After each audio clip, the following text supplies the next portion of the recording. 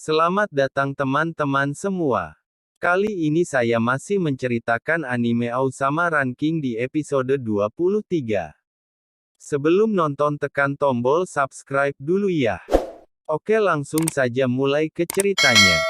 Saat Raja Daida meminta restu kepada Ratu Healing untuk menikahi Miranjo, Ratu Healing terkejut. Walaupun Miranjo banyak melakukan kejahatan, tapi Deida sudah memaafkannya. Karena dia sudah melihat semua penderitaan yang sudah dialami Miranjo. Karena Deida sudah memaafkan Miranjo, maka semua prajurit dan yang lainnya ikut memaafkan Miranjo. Deida menyuruh Miranjo untuk berhenti menangis. Saat Miranjo mengusap air matanya, Miranjo melihat ibunya di atas langit sedang bahagia bersama orang tua Bojji. Dan mereka memberikan sebuah semangat kepada Miranjo.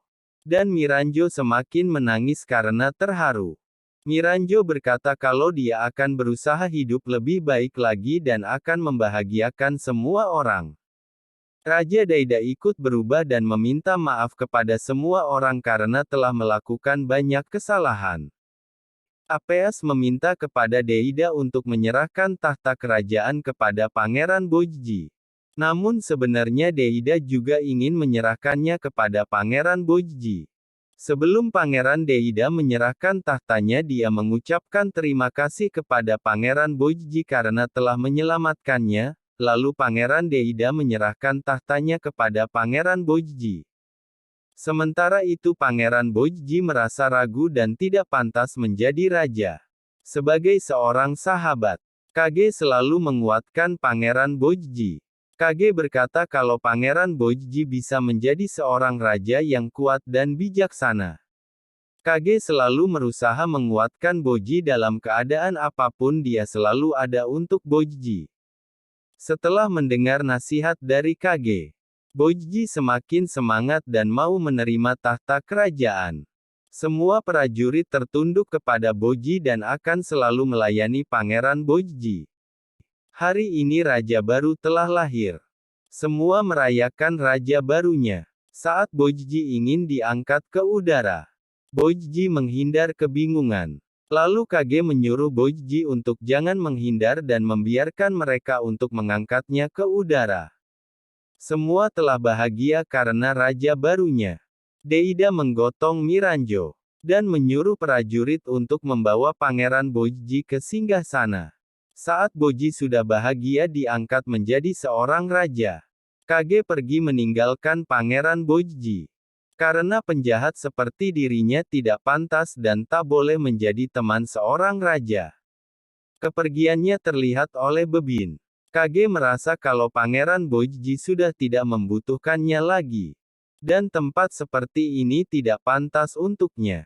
Kage harus mencari kehidupan baru dan menjadi berguna bagi semua orang. Kage pun pergi meninggalkan istana. Hari pertama Bojji menduduki kursi kerajaan.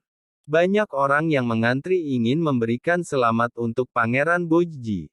Bojji melihat mahkota kerajaan di sebelahnya. Lalu Bojji teringat dengan Kage yang dulu pernah menyelamatkan mahkota miliknya saat terjatuh di jurang api. Lalu Bojji mulai khawatir karena Kage tidak ada di dekatnya. Domas menyuruh Bojji agar tetap tenang. Setelah acara penyambutan selesai, Bojji mencari Kage di seluruh ruangan, tapi tidak menemukannya. Lalu Domas dan Hokuro datang, menanyakan apa yang terjadi. Lalu Bojji menjelaskan kalau dirinya sedang mencari Kage. Bojji menyuruh Domas dan Hokuro untuk membantu mencari Kage. Dan mereka pergi untuk mencari Kage. Walaupun mereka sudah mencarinya, tapi sayangnya Kage tidak ada di istana. Domas dan Kage melaporkan kalau Kage tidak ditemukan. Domas dan Hokuro berbisik kalau Kage pergi meninggalkan istana atas keinginannya sendiri. Hal itu terdengar oleh Bojji karena Domas dan Hokuro lupa kalau Bojji bisa membaca gerak bibir. Lalu Bojji pergi meninggalkan mereka. Sejak Kage pergi, Pangeran Bojji sering melamun karena Kage adalah teman satu-satunya Bojji yang selalu setia menemani Bojji. Boji menyerahkan mahkota miliknya kepada Apeas dan menggantinya dengan mahkota kerajaan. Sementara itu Despa dan seluruh prajuritnya ingin kembali ke istananya, mereka sedang berpamitan kepada Deida. Tiba-tiba saja Kingbo datang dan menyerang prajurit Despa. Dengan tujuan ingin balas dendam kepada Ouken. Karena dulu dia sempat dikalahkan Ouken. Kingbo membelah batu besar yang ingin dibawa oleh Despa. Setelah batu itu terbelah ternyata Ouken sedang dikurung di dalam batu itu. Saat Ouken berubah ke wujud aslinya, Kingbo dengan cepat menebas leher Ouken dengan pedangnya. Lalu melemparkan kepala Ouken. Saat otot-ototnya ingin menyambung lagi, Kingbo dengan cepat menebas saluran ototnya, kepala Ouken akhirnya terputus dan terlempar ke lautan. Saat kepala Ouken tenggelam ada ikan besar yang memakan kepala Ouken. Saat dendamnya sudah terbalas, Kingbo pergi dengan seekor kuda. Walaupun Ouken masih hidup tapi dia tidak mempunyai kepala dan tidak bisa melukai orang lagi. Sementara itu Boji yang sedang berjalan melihat rakyatnya. Terlihat rakyatnya sangat bahagia dengan raja barunya. Setelah itu Boji pergi ke taman dan duduk sambil membayangkan Kage. Walaupun Boji sudah menjadi raja tapi hatinya sangat sedih karena kepergian Kage. Sekarang Boji digemari anak-anak. Orang-orang yang dulu menghina Boji sekarang sudah berubah karena Boji sekarang sudah menjadi anak yang hebat. Saat Boji memberikan tugas kepada menterinya, terlihat Boji yang tidak bersemangat dan menyimpan muka sedih. Ratu Hiling melihat Boji yang seperti itu langsung menyuruh prajuritnya pergi dan menasehati Boji kalau raja tidak boleh terlihat sedih dan harus bisa membahagiakan rakyatnya. Ketika Ratu Hiling menanyakan tentang Kage, Boji langsung menangis. Lalu Ratu Hiling langsung mengerti apa yang sedang dirasakan Boji. Singkat cerita, Kage sedang membuat rumah barunya. Hari ini dia mulai mencari pekerjaan untuk kehidupan barunya. Dia pergi ke pasar untuk mencari kerja. Dan dia sudah berjanji tidak akan mencuri lagi. Namun sangat sulit baginya untuk mendapatkan pekerjaan. Kage sering diusir dan dilempari batu. Karena orang-orang masih menganggap Kage sebagai penjahat. Karena dia terlahir dari klan bayangan yang terkenal suka membunuh. Hari ini Kage tidak mendapatkan pekerjaan, dia akan mencoba lagi besok. Kage pulang ke rumahnya. Ternyata rumahnya sudah hancur. Malam akan datang.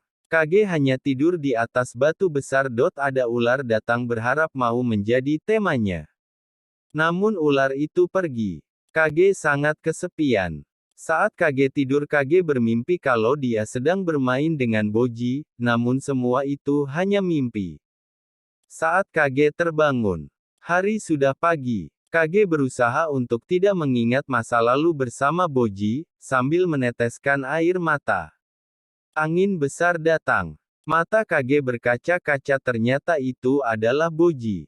Boji baru tersadar kalau di atas batu itu adalah Kage. Dan mereka bertemu. Singkat cerita Boji menceritakan kepada Kage kalau dirinya ingin berpetualang dengannya dan membuat kerajaan baru bersama Kage.